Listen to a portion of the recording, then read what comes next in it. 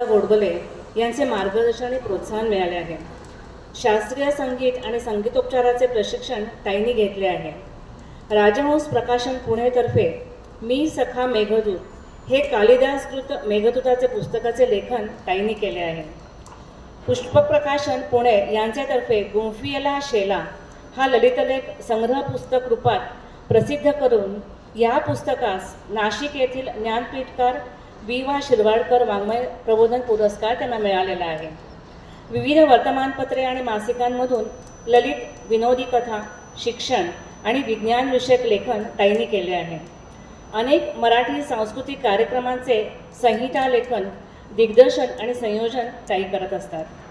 गेली 25 वर्ष सामाजिक बांधिलकीच्या नात्याने मराठी आणि हिंदी सुगम संगीत आणि भावगीतांचे विविध कार्यक्रम सादर करून महाराष्ट्रातल्या सुमारे 25 सामाजिक संस्थांसाठी निधी संकलन केले आहे।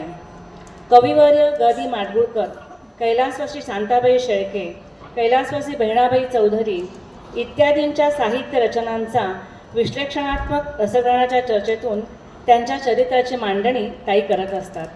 ताईंना बरीच पारितोषिकं मिळाली आहेत। त्यापैकी महाराष्ट्र साहित्य परिषदेतर्फे ललित लेखनासाठी दिला जाणारा कैलासवासी अनंत काणेकर राज्य पुरस्कार ताईंना मिळाला आहे। पुणे साहित्य संघातर्फे घेण्यात आलेल्या राज्यस्तरीय लेखन स्पर्धेत प्रथम पुरस्कार मिळाला आहे।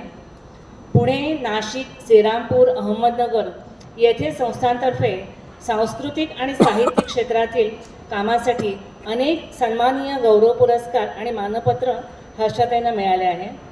अलीकडे अयोध्या श्रीराम मंदिर प्रतिष्ठानचे विश्वस्त श्री गोविंददेव गिरी यांच्या प्रतिष्ठानतर्फे ग्रामीण भागातील सर्वोत्तम सांस्कृतिक कामाबद्दल आणि साहित्य आणि संगीत क्षेत्रातल्या सेवेबद्दल त्यांना गौरवण्यात आले आहे।